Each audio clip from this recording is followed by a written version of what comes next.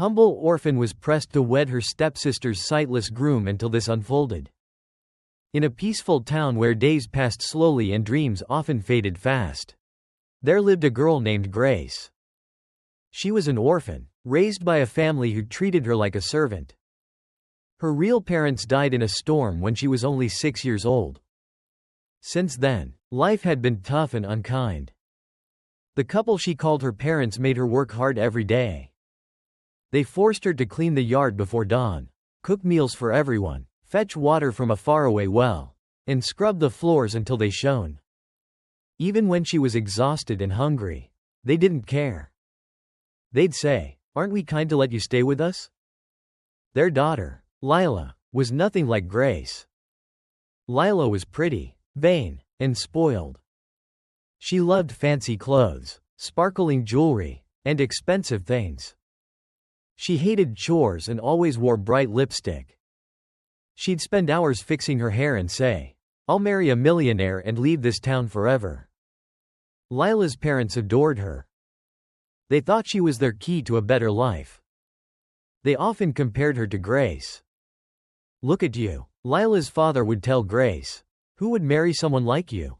You can't even catch a poor shopkeeper's eye, let alone a rich man." Grace stayed silent, hiding her hurt and wiping away secret tears.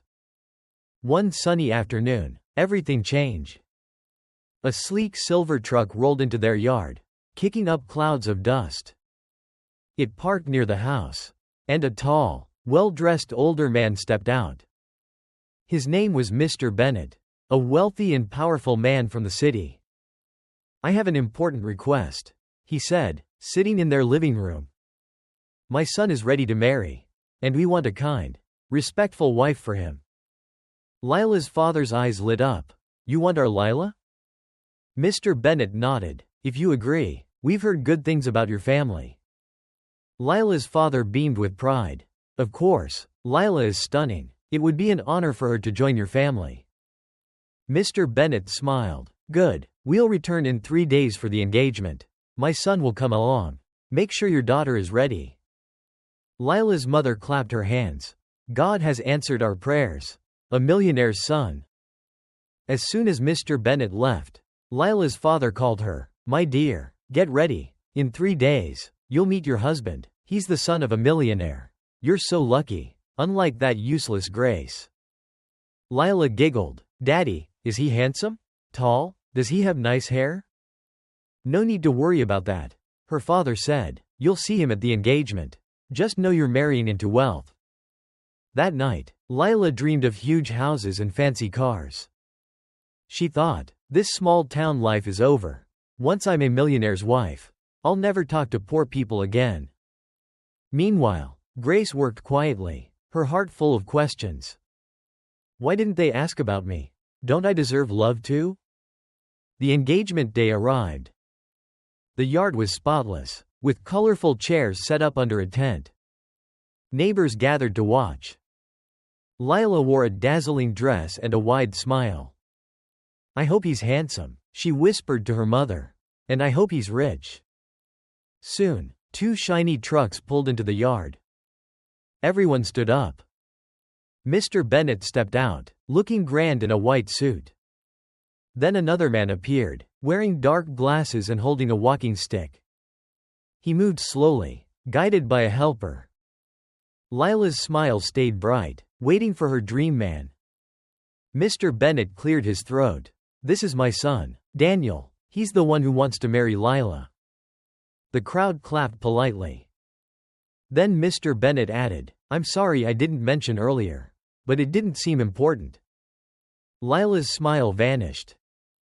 She stared at Daniel, her jaw dropping. "What?" she yelled. "Blind? He's blind?" The crowd fell silent. Her father whispered, "Lila, please, calm down." But Lila leapt up, furious. "No way, I'm not marrying a blind man." "Why didn't you tell us he was blind? This isn't fair." Mr. Bennett looked uncomfortable. "Lila, my dear, he may not see, but he's kind, smart, and wealthy. He'll care for you well." Lila scoffed. "Care for me? With what eyes? I'm too pretty for this. How can I marry someone who can't see my beauty? Daniel stepped forward, his voice soft. Please, Lila, I love you. Don't do this. Lila laughed coldly. Love? How can you love me when you've never seen me? No, I'm not doing this. Never. The yard went quiet. Everyone was stunned. Grace watched from the side, her heart racing as she looked at Daniel. The joyful mood disappeared. The clapping stopped, and people whispered in shock. Lila stood with her arms crossed, angry and proud. Her father was furious.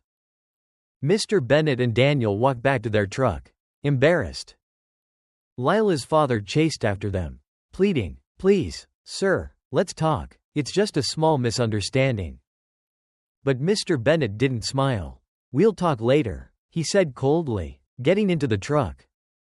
They drove off, leaving a heavy silence and an angry father. As soon as they were gone, Lila's father turned to her, his face red. You will marry that blind man, he shouted. Do you know how much money I've already taken from them? I won't give it back. Lila rolled her eyes. Then why didn't you tell me he was blind? You wanted to trick me into this for money. That's not your concern, he yelled. You're my daughter, and you'll marry who I choose. Lila looked away and snapped. Then make that useless girl marry him. Which girl? Her father asked, confused. Grace, Lila said. The orphan. She's no use here. Let her do something worthwhile for once. Her father froze, then grinned. That's a great idea. She's not my real daughter. So if anything goes wrong, no one will care. Lila laughed. Let him take her. He's blind. He won't know the difference. Without wasting time, her father grabbed his phone and called Mr. Bennett, who was still driving back with Daniel. Hello, sir, he said. I'm so sorry for what happened. It was just a shock. You know how young girls are. Mr. Bennett stayed quiet. Lila's father went on, but I have another daughter. Grace. She's humble, quiet, and hardworking. Nothing like Lila. If your son agrees, she can marry him instead. There was a long pause. Then Mr. Bennett said, We'll discuss it at home with my son. The call ended. Lila's father smiled, feeling victorious. He pointed at Lila. You better hope that blind millionaire agrees to marry that foolish girl. Or this house will be a nightmare. Lila smirked. He'll agree. What choice does he have? He can't see her face. She could look like a donkey. And he'd never know. They both laughed. But in a corner of the house, Grace stood with tears in her eyes. She had heard everything. Her hands trembled. Marry a stranger? A blind man? She thought, leaning against the wall.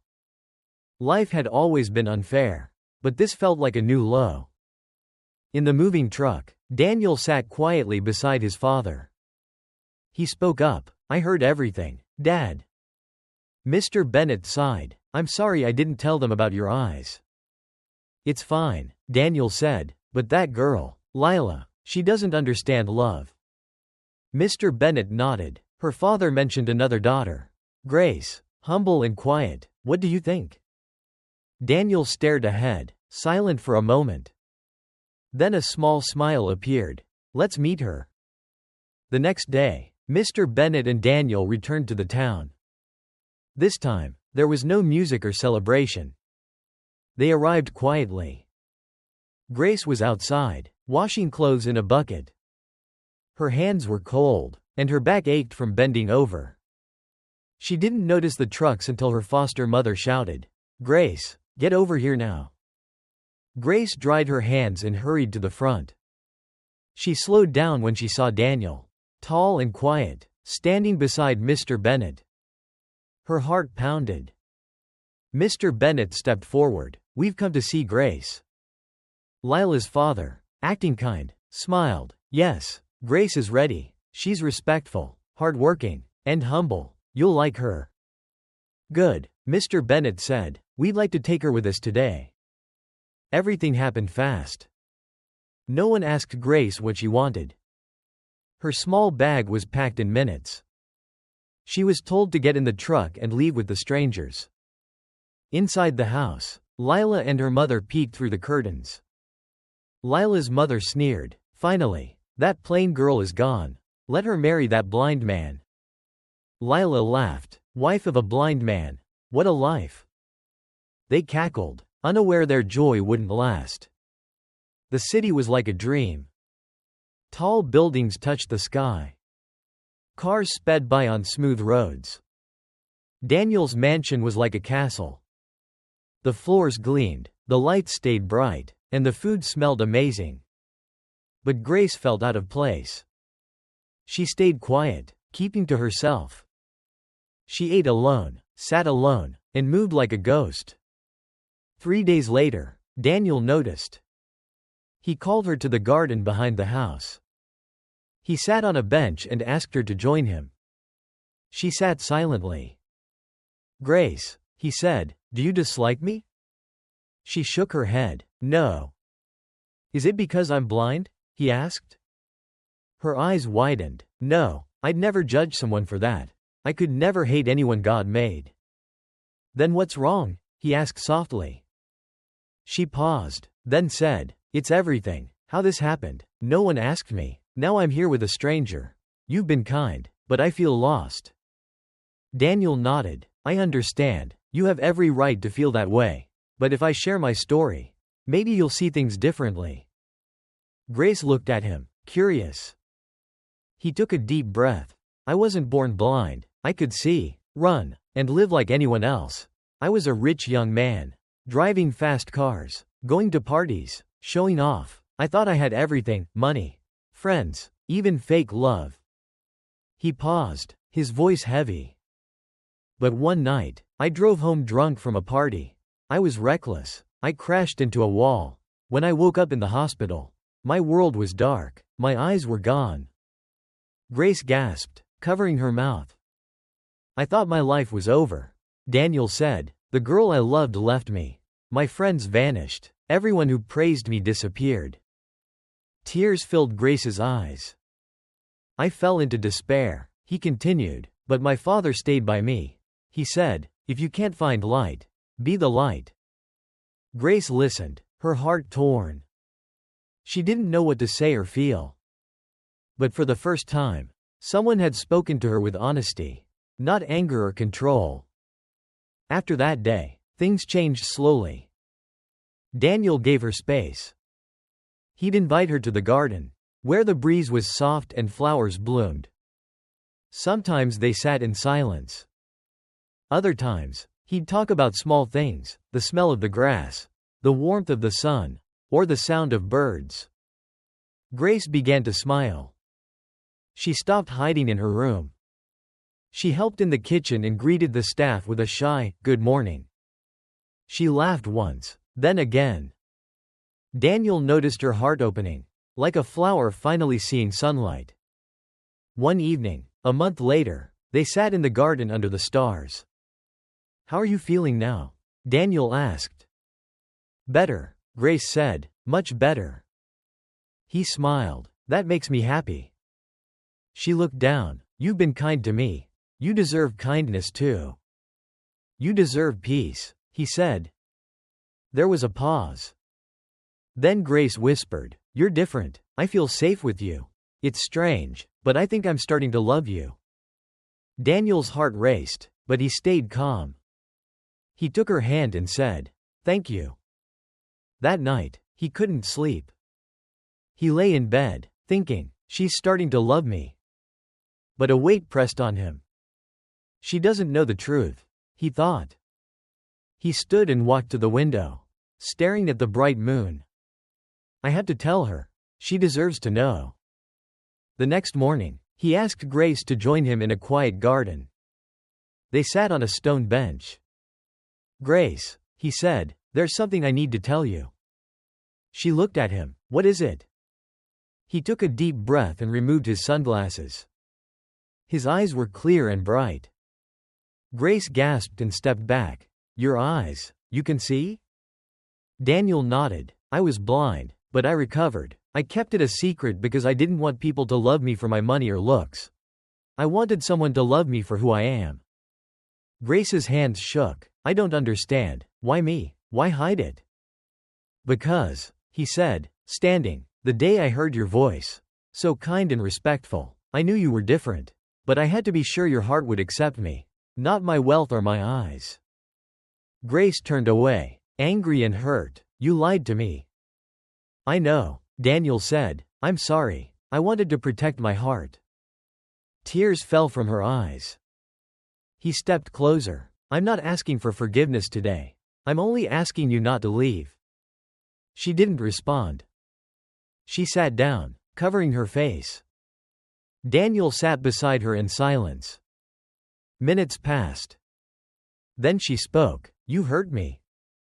I know, he said. But I've never felt peace like this before, she added, her voice shaky. She wiped her tears and looked at him.